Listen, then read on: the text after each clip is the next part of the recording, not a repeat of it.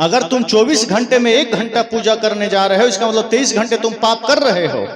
साहब कहते हैं नहीं, जहां जहां डोलो सो परिक्रमा, जो कुछ करो सो पूजा। कहा जीवन में ऐसा कर्म धारण करो कि झाड़ू लगाओ तो पूजा हो जाए, शौचालय साफ करो तो पूजा हो जाए, दुकान पर बैठो तो पूजा हो जाए, शहर में कहीं भी दफ्तर में जाओ पूजा हो जाए, ऑफिस में जाओ तो पूजा हो जाए, नौकरी में जाओ तो पूजा हो जाए, भोजन बनाओ तो पूजा हो जाए। ये कौन सी पूजा है कि बाकी समय पाप करो, 1 घंटा प्रार्थना करो। साहब ने कहा तुम कहते हो 1 घंटा प्रार्थना करेंगे, तो प्रार्थना में क्या गाएंगे? तमेव माता च पिता तमेव बंधुश्च सखा। वहां जाकर के तुम 1 घंटे प्रार्थना कर रहे हो, बाकी समय दूसरों को गाली दे रहे हो, एक दूसरे पर क्रोध कर रहे हो। तो 1 घंटे की प्रार्थना और 23 घंटे की गाली में कहीं कोई बैलेंस नहीं बनेगा। साहब कहते हैं 24 घंटे इतना मीठा बोलो, इतना शुद्ध बोलो, इतना सत्य बोलो, इतना मधुर बोलो कि 24 घंटे प्रार्थना ही प्रार्थना हो, 1 घंटा अलग से प्रार्थना की जरूरत ही ना पड़े। लोगों ने कहा मैं व्रत करूंगा, साहब ने कहा मुझे व्रत की भी जरूरत नहीं। लोगों ने कहा क्यों? कहा व्रत कौन करता है? कहा जो कुछ पुरोहितों ने समझा दिया कि व्रत करने से स्वर्ग मिल जाएगा, सिद्धि मिल जाएगी, घर में सुख समृद्धि रहेगी। साहब ने कहा फिर व्रत करो, कमाना छोड़ दो, देखते हैं कितना धन तुम्हारे घर आ जाएगा। कबीर साहब भी तो यही बात कहते हैं कि अगर आप कुछ कर्म ही नहीं करेंगे, और चाहे पूजा आप राम जी का कर लीजिए, हनुमान जी का कर लीजिए, क्या मिल जाएगा? कोई किसान है और वो इंद्र की खूब पूजा करें कि आप हमारा फसल बढ़िया से उगा दीजिए और घर में आप चादर तान के सो जाइए, तो आपका फसल कट के घर आ जाएगा क्या? खेत में घास हो जाएगी, फसल तो कुछ भी नहीं होगा। सदगुरु कबीर यही तो कहते हैं कि 24 घंटे कर्म को पूजा बना लो। खेत में काम करते हो उसी को पूजा बना लो, सड़क में झाड़ू लगाते हो उसी को पूजा बना लो, सफाई का काम करते हो उसी को पूजा बना लो, आप घर में भोजन बनाते हैं उसी को पूजा बना लो। एक साधारण आदमी भगवान के लिए जब भोजन बनाता है, आप पूछिए क्या कर रहे हो, तो माताएं कहती हैं हम भगवान का भोग बना रहे हैं, तैयार कर रहे हैं, प्रसाद बना रहे हैं। और सास ससुर के लिए बनाना हो तो गुस्से में लाल पीला होकर भोजन बना रहे हैं, जैसे तैसे खिला दिए। जो भगवान आपका एक कौर नहीं खा सकता, उसके लिए कितनी श्रद्धा से आप भोजन बना रहे हैं। और वही भगवान जिस सास ससुर में बस रहे हैं, जो जिंदा सामने है, उसको आप गुस्से में भोजन दे रहे हैं। और जो भोजन गुस्सा से, खिन्नता से तैयार होता है, पूजा तो वो बिल्कुल भी नहीं होता, वो भोजन भी जहर हो जाता है। इसलिए सदगुरु कबीर कहते हैं कर्म को पूजा बनाइए, अपने जीवन के हर एक पल को पूजा बना लीजिए, फिर आपके लिए मंदिर जाने की जरूरत कहाँ पड़ जाएगी, फिर आपको कहीं अलग से व्रत करने की क्या जरूरत पड़ेगी। हाँ, अगर आप उपवास रहना चाहते हैं आयुर्वेद की दृष्टि से, सप्ताह में 1 दिन जरूर रहिए, लेकिन ये सोच के नहीं कि स्वर्ग मिल जाएगा। शरीर से विषाक्त तत्व बाहर आ जाएगा उपवास रहने से, और कुछ नहीं होगा, आप स्वस्थ रहेंगे। सप्ताह में 1 दिन उपवास रहना चाहिए, पर यह सोच कर नहीं कि इससे हमको मोक्ष मिल जाएगा। भोजन छोड़ देने से कहीं मोक्ष मिलता है? भोजन छोड़ने से मोक्ष नहीं मिलता है, बुरे विचारों को छोड़ने से मोक्ष मिलता है। भोजन छोड़ने से स्वर्ग नहीं मिलता है, क्रोध को त्याग करने से स्वर्ग मिलता है। जीवन में पाप का त्याग करिए, जीवन में ईर्ष्या का त्याग करिए, जीवन में हिंसा का त्याग करिए। आदमी लहसुन प्याज छोड़ देता है। एक आदमी कहा अरे मत पूछिए, मैं तो लहसुन प्याज भी नहीं खाता। मैंने कहा और क्रोध छोड़ दिया, नफरत छोड़ दिया? कहा नहीं, वो तो अभी भी हो जाता है, बच्चों पर क्रोध कर देते हैं, पड़ोसी से नफरत हो जाती है। मैंने कहा लहसुन प्याज खाओ, कोई बात नहीं, नफरत मत करो, उसका त्याग कर दो, क्रोध का त्याग कर दो, ईर्ष्या का त्याग कर दो। ये सबसे बड़ा जहर है। अगर ये जीवन से नहीं छोड़ा तो लहसुन प्याज छोड़ने से क्या हो जाएगा?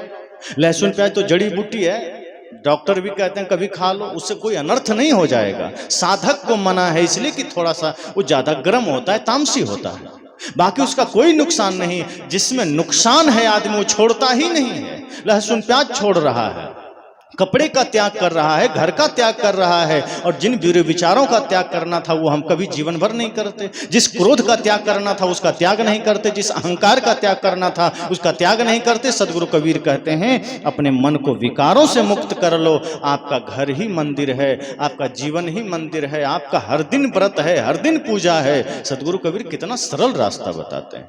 सदगुरु कबीर कहते हैं कि तुम मंदिर में जाके भगवान को देखते हो, वहां जाकर के लगता है तुम भगवान के पास आ गए, और सब घट मेरो साइया ये भाव खो गया। जेते औरत मर्द उपाने सो सब रूप तुम्हारा, ये भाव खो गया। गीता में श्री कृष्ण भी तो अर्जुन से कहते हैं।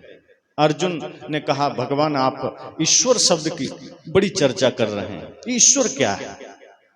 श्री कृष्ण ने कहा जिसमें सभी ऐश्वर्य निवास करता है वो ईश्वर है। तो अर्जुन का दूसरा प्रश्न हुआ कि वो रहता कहाँ है? तो भगवान कृष्ण कहते हैं ईश्वरः सर्वभूतानां हृदय से अर्जुन तिष्ठति। कहा अर्जुन वह ईश्वर सभी भूत प्राणियों के हृदय में रहता है। अब बताइए पत्थर में हृदय होता है? पानी में हृदय होता है? ये माइक में हृदय है क्या? हृदय जितने भी जीवित प्राणी हैं सिर्फ उसी में होता है। इसलिए भगवान कृष्ण ने वहां हृदय शब्द का इस्तेमाल किया ताकि आदमी भटक ना जाए। साफ कहा भूत प्राण ईश्वर सर्वभूतानां हृदय से अर्जुन तिष्ठति। मतलब सदगुरु कबीर का विचार मिल गया कि नहीं? कबीर साहब ने भी कहा है ना, हृदय वसे ते ही राम न जाना।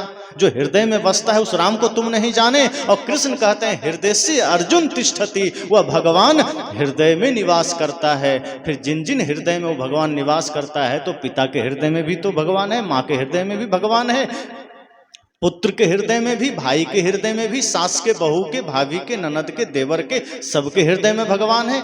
जितने जीव हैं सबके हृदय में, फिर आप उनको सता क्यों रहे?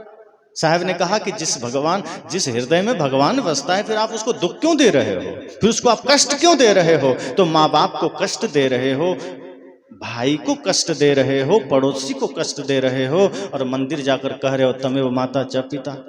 कहा ये ढोंग है, ये पाखंड है, ये भक्ति नहीं है, ये पूजा नहीं है। आप सत्संग आते हैं, आप यहां से जग करके जाइए, होश में जाइए। आप मंदिर जाते हैं, आप गुटखा खा के जाइए, मंदिर में बैठा भगवान आपको रोक नहीं पाएगा कि तू गुटखा खा के आया, बाहर रह। लेकिन एक साधारण आदमी जो गुटखा नहीं खाता है, जो सज्जन है, आप उसके पास गुटखा खा के आइए, वो कहेगा भैया थोड़ा दूर में ही खा ले, इधर क्यों आ रहा है? ट्रेन में कई लोग बीड़ी पीते हैं ना, तो जो लोग बीड़ी कभी नहीं पीते हैं वो कहते हैं भाई तुम जाके उतर के पी लो। लेकिन आप मंदिर में चले जाइए, वहाँ कोई नहीं है, वहाँ आप सिगरेट पीजिए, गांजा पीजिए, गुटखा खाइए, बीड़ी पीजिए, मंदिर का भगवान आपको रोकेगा नहीं, क्योंकि वो आपके भीतर है और आपने मन के अधीन स्वयं को कर दिया है। आपका भीतर का अंतर्मन आपको रोक रहा है, आपके भीतर बैठा हुआ परमात्मा आपको रोक रहा है। आप उसकी आवाज को ठुकरा करके आप पवित्र स्थल में भी जाके खैनी खा रहे हैं। तो ये सदगुरु कबीर कहते हैं कि आप बाहर जितने भी आपका कर्म है वो गंदा है, आप उसको पवित्र नहीं कर रहे। मंदिर की यात्रा कर रहे हैं, ध्यान कर रहे हैं, प्रार्थना कर रहे हैं, भोग लगा रहे हैं, कभी द्वारिका जा रहे हैं, कभी केदार जा रहे हैं, बद्री जा रहे हैं, गंगा सागर जा रहे हैं, रामेश्वरम जा रहे हैं, जगन्नाथपुरी जा रहे हैं, आप बगल में उज्जैन जा रहे हैं, नासिक जा रहे हैं, हरिद्वार, प्रयाग, सब जगह जा रहे हैं और बुरे विचार छोड़ ही नहीं रहे, बुरे कर्म छोड़ ही नहीं रहे। सारा तीर्थ बर्बाद हो गया। तीर्थ गए 3 जन चित चंचल मन चोर, एको पाप न काटिया लादिन मन 10 और। साहब ने कहा कि ये मन आदमी गया तीर्थ करने, पाप तो छोड़ा नहीं, विकार छोड़ा नहीं, उधर से 10 मन पाप और लाद के आ गया। यही तो हम करते हैं। बहुत से लोग सत्संग में जाते हैं, देखते हैं किसका चप्पल नया है, बस अपना पुराना छोड़ा, नया पहन के चल दिया। बहुत लोग इसी भाव से आते हैं। कई लोग ऐसे हैं जिनको साल में अगर 4-5 सत्संग मिल गया तो उसका जूता चप्पल कभी पुराना नहीं होता, वो बदलते रहता है।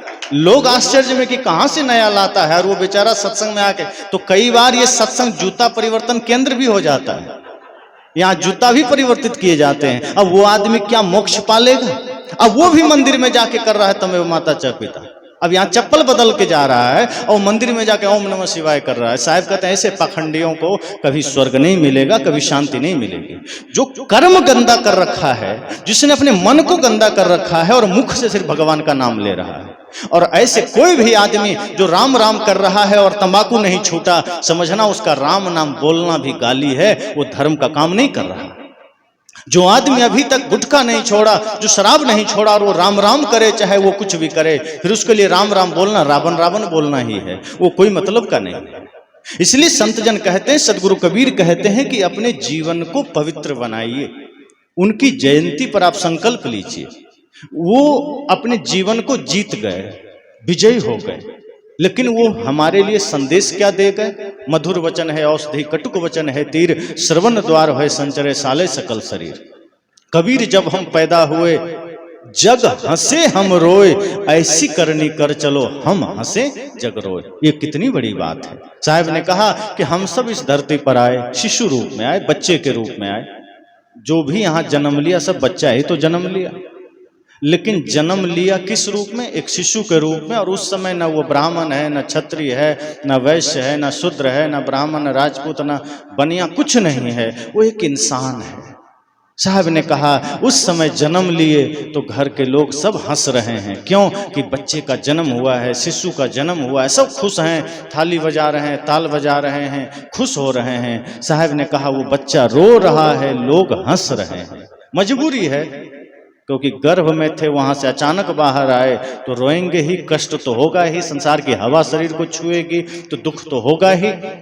साहब ने कहा जन्म लिया, मजबूरी थी, रो रहे थे, लोग हंस रहे थे, पर अब कोई मजबूरी नहीं है। अब जीवन में ऐसा कोई पाप कर्म करके मत जाना कि फिर जन्म भी रोते हुए लिया और मरो भी रोते हुए। साहब ने कहा अब ऐसी करनी करके जाना, ऐसा कर्म करके जाना कि अब तुम हंसते हुए जाना और लोग रोएं। ये काम करना, ऐसा काम अब मत करना कि जन्म भी रोते हुए, मरना भी रोते हुए, और जन्म में भी लोग हंसे और मरने पर भी हंसे। जन्म पर तो लोग खुशी से हंसे थे, और मरने पर अगर कोई हंस रहा है तो समझ जाना कि आपने जीवन को गड़बड़ कर दिया, बिगाड़ दिया। क्योंकि अगर किसी के मृत्यु पर कोई हंस दिया, इसका मतलब वो कितना दुष्ट है, कितना पापी है कि उसके मरने पर आदमी खुश हो रहा है।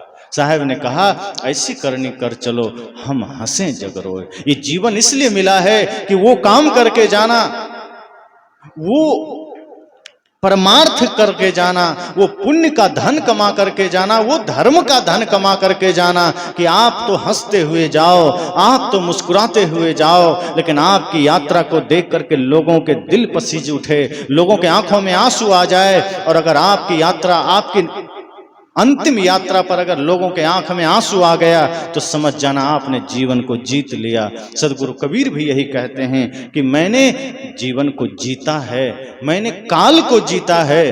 और काल को जीतने का मतलब ये नहीं कि शरीर अमर हो जाना, व्यक्तित्व अमर हो गया, उनका आदर्श अमर हो गया, उनका कर्म अमर हो गया।